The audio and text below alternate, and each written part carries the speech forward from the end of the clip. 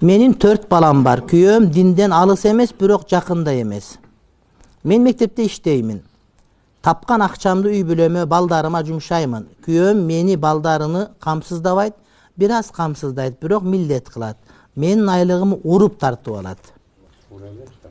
Аялдын акчасын тартып алган таптакыр туура эмес. Ал аялдын өзүнүн мүлкү. Аял тапкан акчасында даже балдарын бакканга милдеттүү эмес. Аны күйөө багыш керек, аялды кошуп туруп, урган таптакыр жакшы эмес, сөккөн жакшы эмес, бул мусулмандын иши эмес.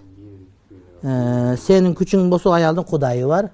Кудай таалам бир ошол аялдын көзүн каратып коет. Шунтип көзүң бүлбүлөтүп, колуңдагы, бутуңдагы, башка жериңдагы кыймылдай жатып каласың, типчи.